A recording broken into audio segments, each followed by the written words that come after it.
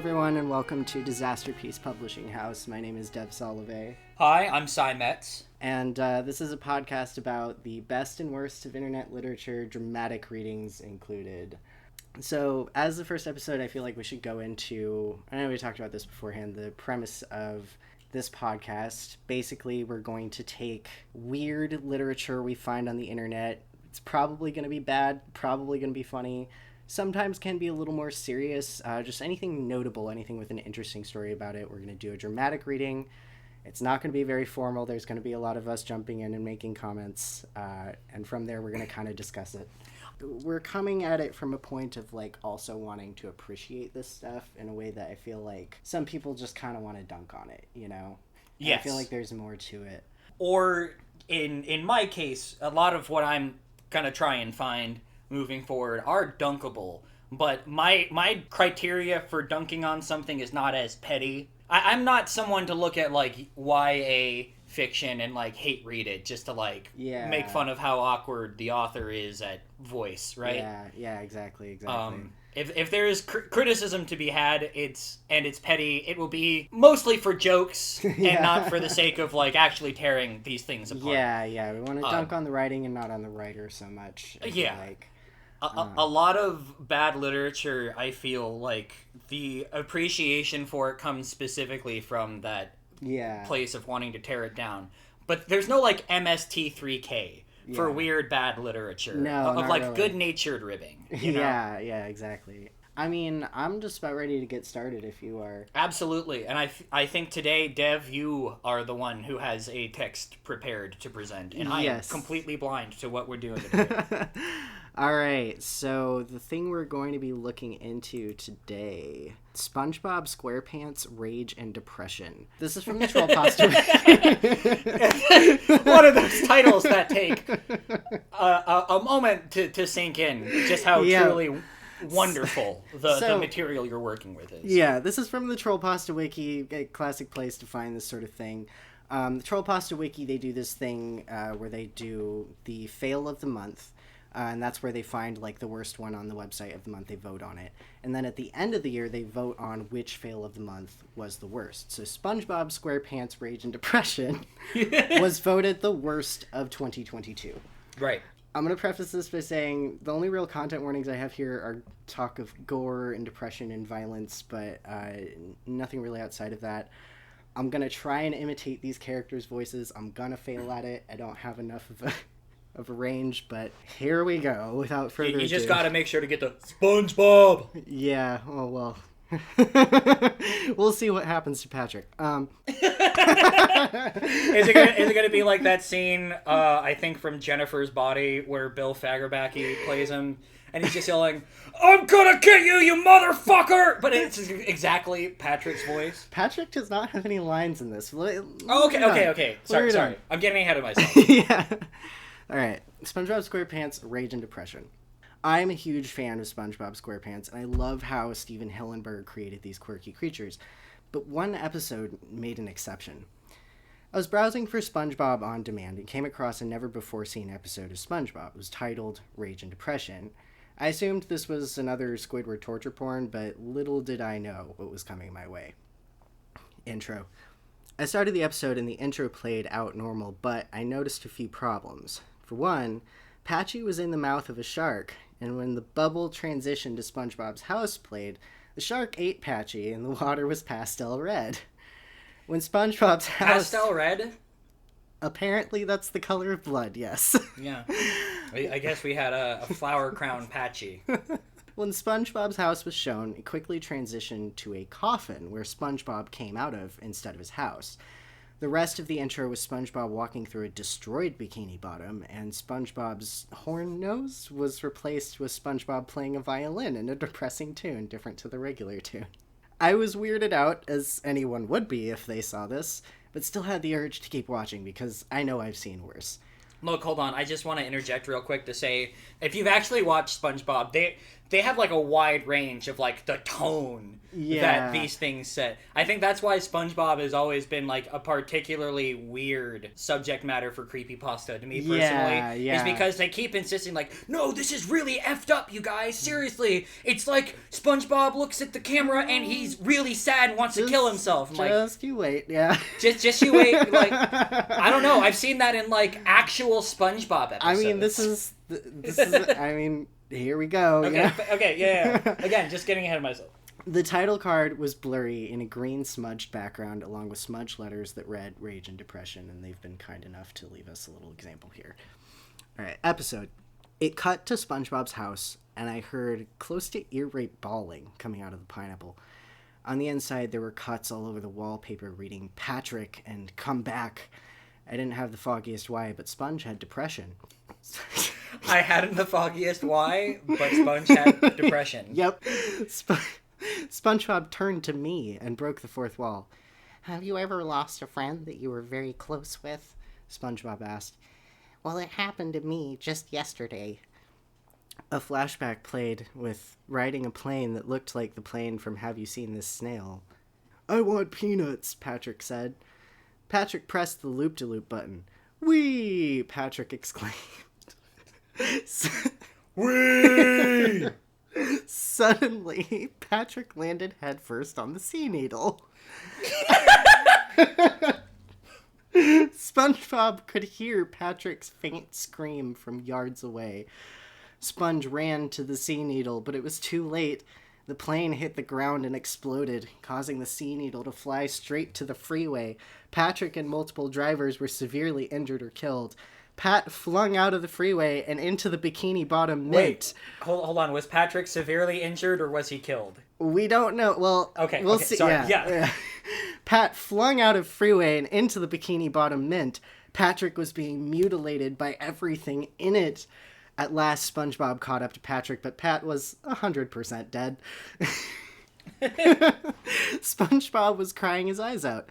No one bothered to plan Patrick's funeral, so SpongeBob decided to do the honors. He didn't dig the grave, but robbed Mr. Krabs behind his back. He dressed in a suit with a flower and tattooed his face all over. He sort of took on a Suicide Squad Joker look. Damaged, tattooed onto his large sponge forehead. Like a smiley face on his hand. Mailing fucking Sandy used condoms. After that, he bought a coffin with Mr. Krabs' money and shoved Patrick's corpse inside it. I'm here to remember Patrick J. Star. Patrick was killed in one of the most tragic ways possible. Patrick died at the age of 33 due to being impaled by the sea needle, ran over by tons of vehicles, and slaughtered by the Mint's hardware. Patrick, you will forever be missed. SpongeBob started sobbing at the coffin. Hold on, I just want to point out, I'm sorry, I know I said I wouldn't be nitpicky, but if there are moments for comedy gold, I'm just imagining a world where it's just very normal, where in a eulogy, you just say, like, how the person died. Well, we all know how Grandpa Spitz kicked it. He got mauled by wolves! Yeah. Fuck his life!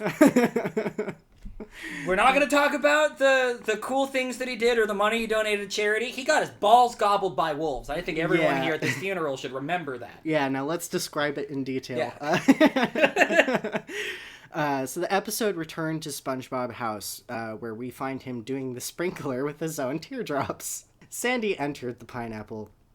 SpongeBob glared at Sandy with absolute rage, tackled Sandy, and asked, "Where the freaking sea bottom were you during Patrick's funeral, you rat?"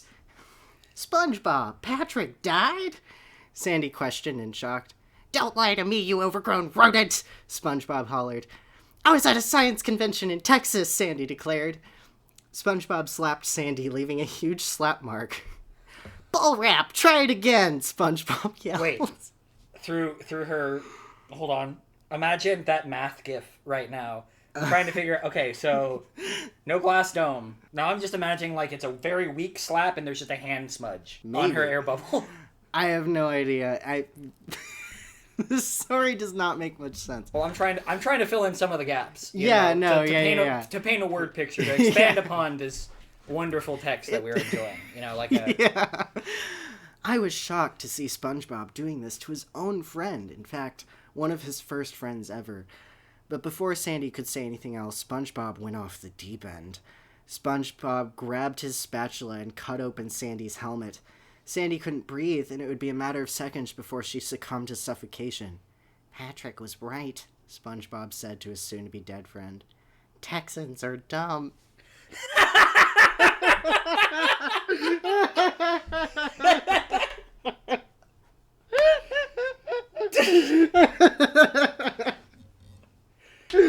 Wow. Turns out SpongeBob was the hash-slinging slasher the whole time. I know. He even has a cool kill line. Yeah. He has his fucking cool Freddy Krueger moment where he looks into the camera and like says a funny thing, like it's fucking CSI Miami or something. I know, it's glorious. Oh my god. SpongeBob decided to leave his house. When I saw Sandy being killed by SpongeBob, it was scarring and gruesome. While SpongeBob walking, Mr. Krabs happened to notice him. SpongeBob! Mr. Krabs yelled. SpongeBob had no comment. Why aren't you in work anymore, me boy? I'm losing money and I just got robbed. Mr. Doodles licked SpongeBob? Wait, who's Mr. Doodles? I don't know. Does Mr. Krabs have like a pet worm or something? It's not Doodle Bob. So I bet like one of the things this guy did was just like Google deep cuts on the wiki. Yeah, probably. To fill out the space. Yeah. Mr. Doodles licked SpongeBob.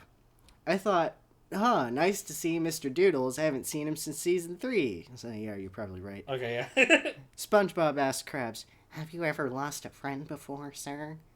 Sure, I remember the dollar I had when I was 5. But if we're talking about fish, then money is more important than friends, Mr. Krabs declared.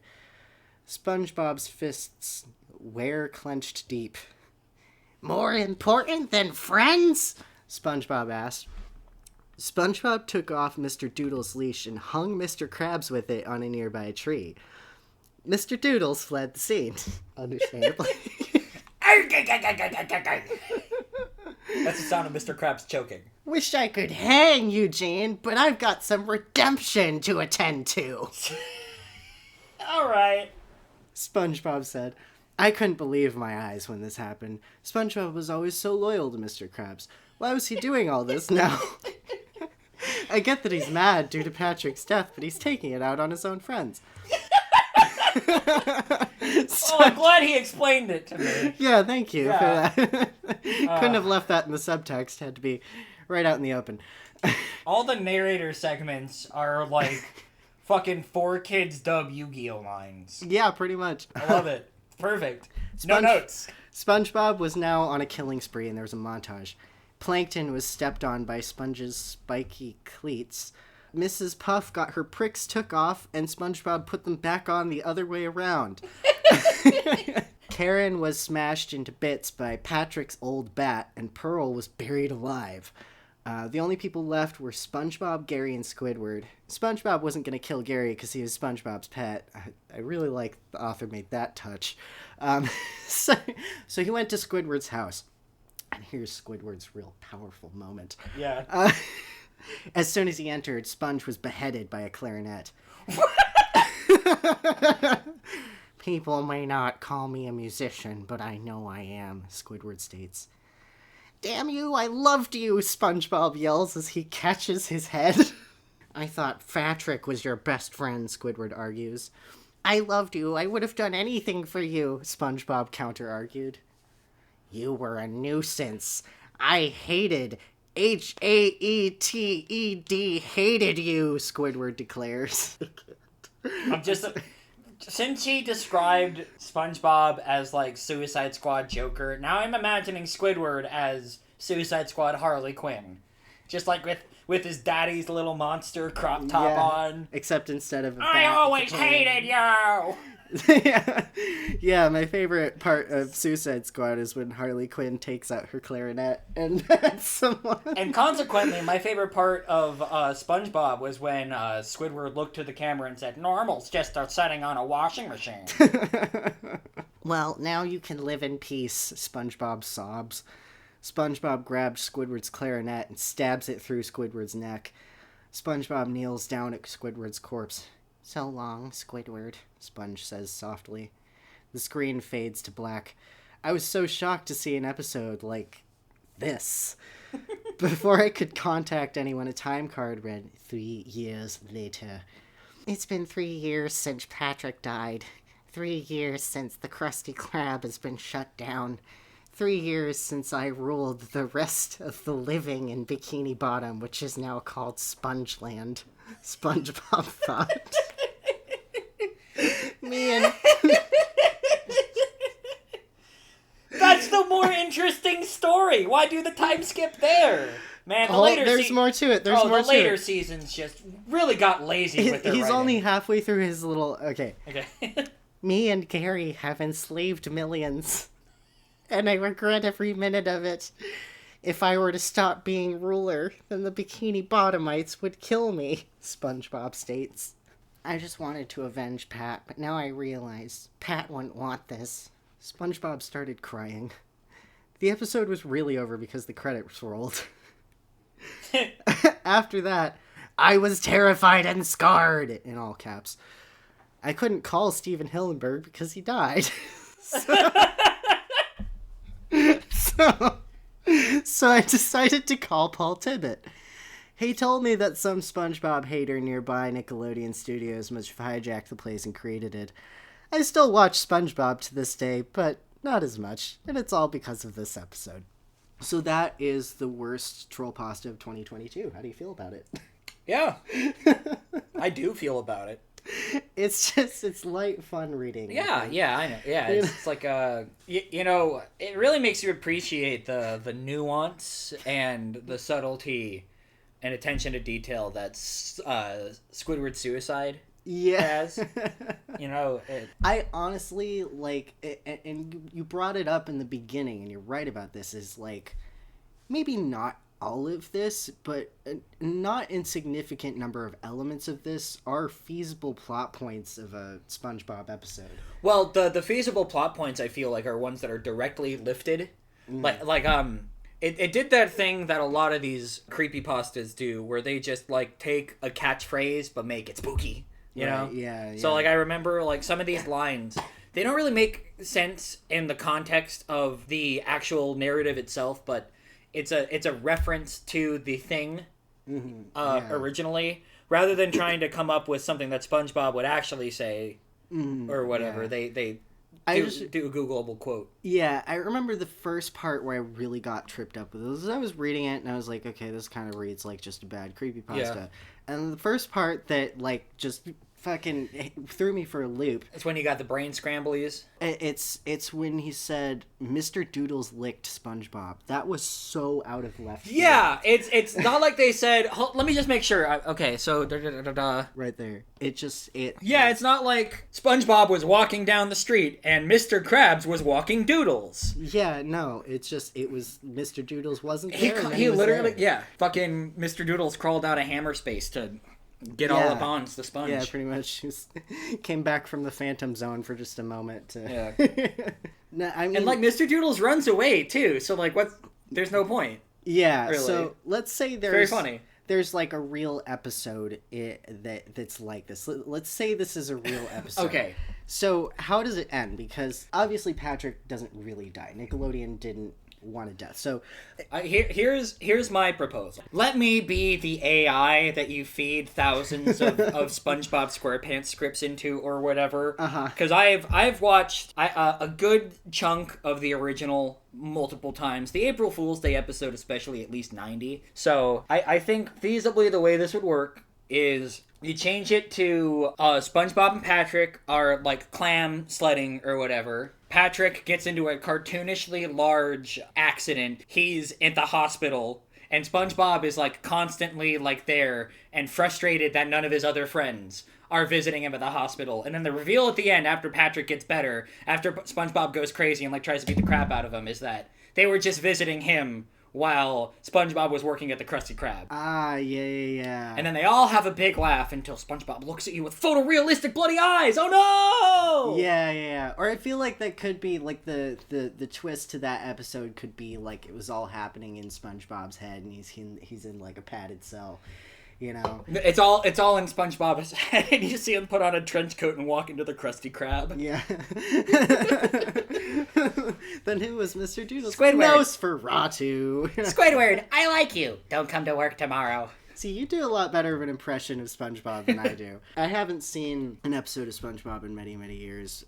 I grew up with it like everybody, but Yeah. Lots of respect for Steven Hillenburg, obviously, and we're keeping his legacy going by writing terrible creepypastas. Yeah. To be fair, it's a little bit better than what Camp Coral has cooked up. I'm not sure what Camp Coral is. Camp Coral is a 3D prequel where everyone is a little baby and they go to summer camp. Oh, so like SpongeBob babies. Okay. Yep. Interesting. All right. Well, I think that was pretty much all I had for SpongeBob SquarePants Rage and Depression. Yeah. What else is there to say other than I hope that people never stop writing these?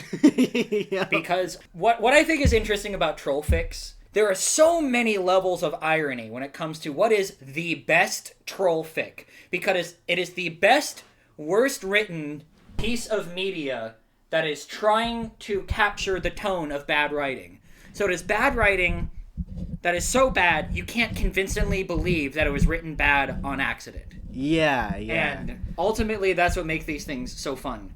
Yeah. Is that there's an earnestness in trying to make something shitty, and then no matter what happens, even if you do it really good, you get made fun of for it. It's great. I love it. My favorite thing people will do with Trollfics too is like twist it to make it written so that it's written well. Another one that I kind of wanted to go into later is Sonic EXE. That's a well-known one, but somebody remade it.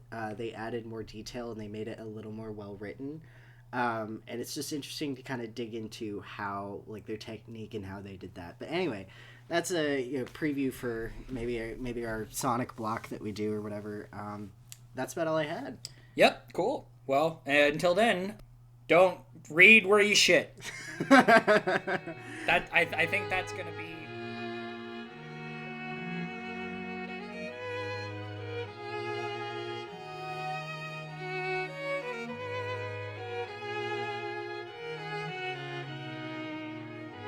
I'm just going to start this off with a major content warning. General brony shit. Okay. Specifically, weird sexual comments about a cartoon horse. So this is from what I understand, a direct message that an NSFW furry artist named Kevin Sano received on DeviantArt over a decade ago. Right. Okay. This guy is still active. He's a pretty decent artist. From what I know, he's not super problematic. The thing that's interesting to me about this is you got to keep in mind the time this was written, right? Yeah. What year was it? This was criminy. At the very least 2014, because that's when I remember reading it. Oh, okay. Yeah. Maybe earlier than that. Maybe 2013.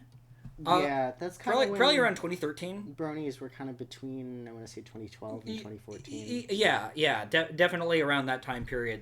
But also, like, early enough on in the brony stuff that, like, the irony of pretending to be a way weirder brony than you actually are for the sake of goobering about wasn't really a thing. Like, today, you'll have people who will, like, jokingly, like, in their own little separate pockets of furry fandom, exaggerate and make up, like, a potential brony. This one, unless somebody tells me otherwise, Poe's Law is in effect. Because I personally don't know if this was a genuine send to this guy because you'll see, or if it's someone pretending to be a way weirder brony. So just like all that context, it's on DeviantArt. This is a brony porn artist's account, but they're more soft-core version of it because it's on DeviantArt, which to me attracts the weirdest types of people. People who are clearly horny but just can't look at porn. All right. So this is regarding Twilight Sparkle. The name is anonymous. Dear Kevin Sano, this may be the strangest message you'll ever receive, but I do hope you'll take the time to read it and consider what I have to say.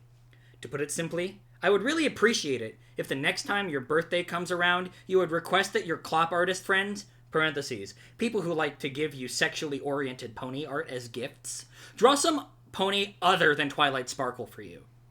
The reason I asked this is that Twilight is my fiancé, and we're planning on getting married next June or July, should everything go as planned financially speaking. Remember this. Yep, I remember this. For listeners, Dev was waggling his finger in recognition. Yep. As his face turned beet fucking red. Go ahead, continue. And yes, I have actually found a wedding chapel that will let me marry someone that most people would consider a fictional character. Now, before you go thinking, this guy is either completely crazy or just screwing with me, please hear me out on this. Oh, okay, let's hear you out, bud. Let's hear this out. See, like, this is to me where I'm like, okay, he acknowledges that. That's a very brony thing to do, to, like, genuinely be like, I know I'm about to say some off-the-wall shit, but let me explain this as if it's a logical, okay thing. You see, I'm totally head over heels in love with Twilight Sparkle.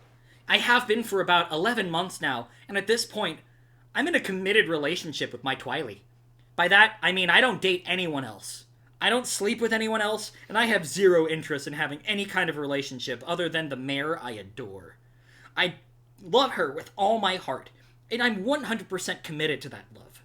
To express my love in a real, tangible way, I have a beautiful handmade custom Twilight Sparkle plushie that I can kiss, cuddle up in bed to go to sleep with at night, and take out on the town to do all the fun things together that normal couples do. This guy is the only real feminist. You are going to respect my fictional horsewife. Yeah. Because I respect women, even if they aren't real. King shit, honestly, if you ask me. I take her out to eat at nice vegetarian restaurants. We go shopping together. I take her out for coffee. We do social activities together, like hanging out with friends, seeing movies, etc. Can I say, I'm glad he specified vegetarian, because horses don't eat meat. Yeah. Very considerate, very thoughtful. And be real fucked up. He was like, yeah, we go out for burgers, and I make sure she gets the horse meat, so she knows who's in charge. Okay, Andrew Tate. I am keeping Twilight Sparkle against her will, and I've been arrested by the Romanian government. Please stop drawing porn art of her. We're only about 3 paragraphs out of 7, by the way. Okay. And I talk about her as if she is Twilight, because to me, she very much is. When I look at her, I see Twilight Sparkle. When I talk with her, I'm talking to Twilight. When I hold her in my arms and kiss her, there are no doubts in my mind that it's the mare I love whose lips are pressed against mine. And every morning when I open my eyes and see her head on the pillow next to mine, with her gorgeous violet eyes staring back at me, I can't help but wonder how I ever got to be so lucky as to have a partner as smart, funny, beautiful, and all-around wonderful as her. What a good husband. I mean, right? Fiance. Yeah. There's something about horse law where it's like, sorry, I can't marry you until Kevin Sano stops trying porn of me. Yeah. It's not me, it's you. Like in this guy's head. I have an interesting in with the waifu community that I can talk about once this is over. But go ahead. Yeah. See, the thing about this is, like, I'll give some context about, like, another brony, like, fandom weirdness that was going on around this time that makes this seem either plausible or, like, directly parodying it. And I'll get to that, though. Okay. All my friends and the people who know me well say that my love is a thing of beauty and quite admirable. But from the outside perspective of someone who doesn't know me, you're probably going, wow, that's pretty damn crazy. And wondering why I don't just go get a real girlfriend. The truth is, I've had plenty of your relationships and sexual partners in the 27 years I've been around. A few short relationships, one that lasted 7 years, and a total of 6 different sexual partners. So my love for Twilight isn't out of a lack of real-world intimacy or relationships. I just fell in love with her and my heart didn't give me much of a choice in the matter. But you know what? I'm totally happy with my love and my relationship. It may seem weird to you, but it fills me with joy every single day of my life, and I don't think I've ever been happier. So what if it's weird? If it makes me happy and it doesn't hurt anyone, then where's the problem? I don't think there is one, and anyone who knows me well will tell you the same. Now, you're probably wondering why I'm telling you all this and how it concerns you. To you, I'm sure Twilight Sparkle is just a cartoon character, which you think is really hot, so I imagine you wouldn't think anything of having your friends draw sexually explicit art of her as a birthday gift to you. But hey, I think she's really attractive too, so I get where you're coming from there. I often go on e621.net and Rule 34 Pahil to see what new erotic art people have drawn of her. So that's the point that's confusing to me. Yeah, he wants to jerk off to pony art, but he feels like he's being cucked by this random popular furry artist, and that's the funniest part to me. That is such a weirdly real insecurity. Yeah, yeah. That I'm leaning towards this being genuine. Yeah, I'm leaning towards that too, honestly. To make a guy who draws self-insert pony porn art to go, this is weird. I'm gonna share this with people. Yeah. Because the other people who like this cartoon horse porn for children will also think that this is weird. But to me, she's more than a cartoon character who's sexually attractive. She's my fiancé who I love with all my heart, and soon to be my wife. So it's been bothering me lately. Every time I go on those sites and see a dozen or so pieces of art people have drawn depicting my girl in various sexual situations with the same person over and over, and that person happens to be you. My wife. My wife. My wife. This next one is the clincher. Don't get me wrong here, though. This isn't a jealousy thing. Really? Then what is it, my friend? Please enlighten us. I'm very secure in my relationship. Sure I know without question that Twilight is just as faithful to me as I am to her. She's actually sitting on the couch next to me while I type this. She's very real to me, and I know she's not sneaking out in the middle of the night to go have kinky sex with some famous artist. And I do respect your talent as an artist, and an artist's creative freedom to draw whatever they want. That's cool. What bothers me is that in all these birthday images you've been getting, Twilight is always depicted as if she was your sexual plaything, drawn wearing a collar with your name on it, or a speech bubble saying something that would somehow suggest she was your property. Oh my god. And I know quite well that Twilight Sparkle is not your plaything nor your property. She's my property. I mean, fiance. I'm gonna take it that was your editorial. That was my editorial. Oh, yeah. No, that's... Yeah. She's my fiance. So that bugs me a bit. What I find really loathsome, though, is your penchant for degrading my partner in both your art and the fan art you've been receiving lately. Twilight is a sweet and fairly vanilla little mare who I treat with the utmost love and respect. That's a perfectly normal thing to say. Oh, you forgot there's a comma and an and. Just wait. Oh, okay. Yeah. And she definitely does not deserve to be portrayed as some kind of sexual slave who likes being dressed up in sleazy attire, wearing a collar, getting sodomized, and having her face ejaculated on.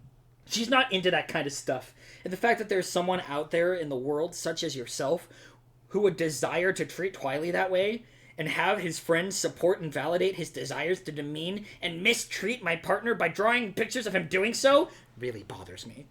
Only real feminist. It's the only real feminist. I don't take any issue with people having kinky sex as long as both parties consent to it and enjoy it. But I know quite well that my Twilight has no desire whatsoever to be treated like that. So next year, when your birthday comes around, keep in mind that Twilight Sparkle isn't just a lifeless cartoon character to be objectified for your sexual gratification. She's the partner of someone who loves her very much. And by that time, their wife.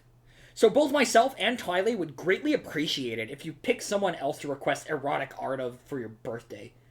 Based on the very large amount of different ponies you draw art of, I imagine there has to be many other ponies you find sexually attractive. I assume you'll probably just dismiss this message as the ramblings of a crazy person and likely ignore it, but if by some chance you do take what I've said to art, well, we'd appreciate it. With regards, Redacted. Dear God.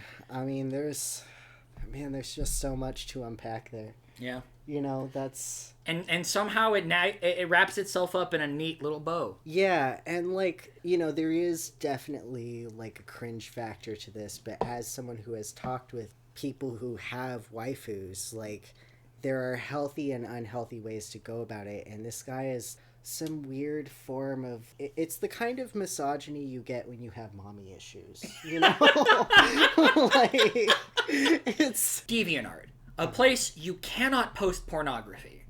This guy was just browsing E621 to beat his schmeat to his wife the way he normally does, and noticed that she was getting railed by a particular person's Sona too much, and he went internet detective sleuthing to find the dude's DA to send him a DM. Wow, that's... The other thing that makes me think this is genuine is there was another, let's say, popular happenstance in the brony fandom. I feel like anyone who has the slightest familiarity of the brony fandom wanting to bone ponies and contemplating a life-sized pony doll knows about the Trixie doll situation. I think it was Trixie. But there was like a side character pony that someone like crafted like a scale plush of that had at this time a novel idea of sewing a usable hole into the back. Mm-hmm. Yeah, that's I kind of saw that coming. One of those things that when it first happened, everyone was like, "What the ever-loving fuck?" And then it just became normal. Yeah, and I can see why it might. It's interesting because, like, you know, I have a friend who's got, like, a waifu, and they're, like, engaged, and they're gonna get married, but, like, you know, a lot of people dunk on that, and, like, I don't think...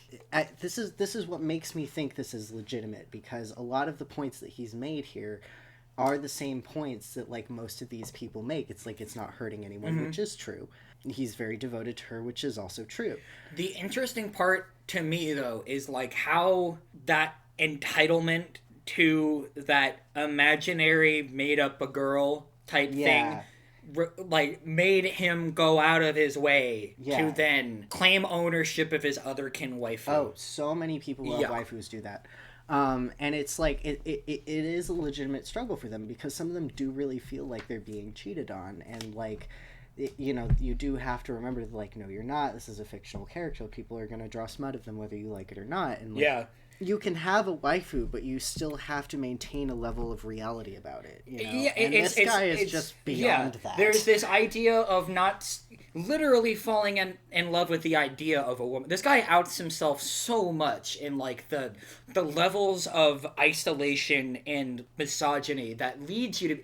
saying, I've had all these partners, I've da-da-da-da-da, but this is the most fulfilling, because I get to be mad on behalf of this person in my head and exert their agency for them. Yeah. That's the part of this that's, like, weird to me. Yeah. Because, like, I'm going to out myself here. Anyone who Googles Cymets, like, my name, I draw fucking furry porn, all right? This is coming from a call is coming from inside the house part. I have drawn self-insert pornography of my little Sona character and a perfectly willing adult waifu character before. No.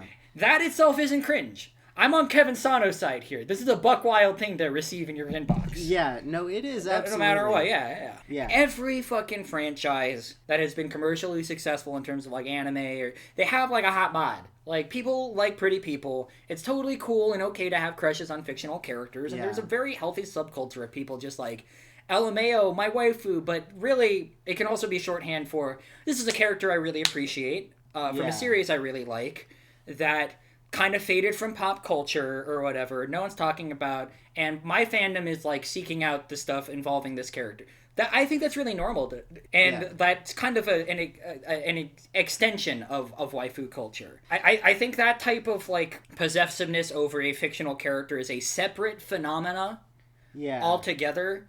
How many layers of hypocrisy are there? Because there's quite a few. There really are. There's like so many layers, because, like, here he's saying, like, I look up porn of my wife but don't draw porn of my wife. Don't draw porn of my wife fucking you, because I don't like you. My wife isn't property, but I act like she's my property. Another thing too is that's a fetish that women have. BDSM goes both ways. There's a point he made where he's like, if it's consensual, well, it's a drawing of a woman. Well, horse. It's drawing a horse. Well, it's not...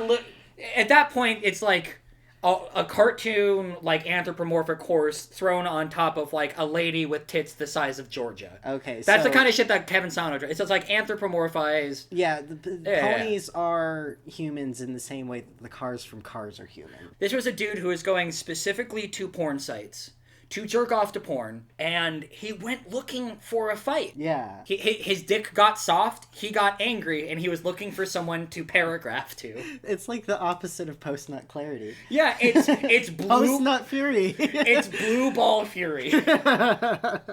Well, I think that's a good stopping point for regarding Twilight Sparkle. Yeah. Thank you all so much for joining us. As always, we would like to thank Arya for the use of our theme music. You can find her on Twitter at 2glitch. We'll see you on the next episode. Yeah, and remember, don't shit where you read. Or read where you shit. I forgot what I said. Don't read where you shit.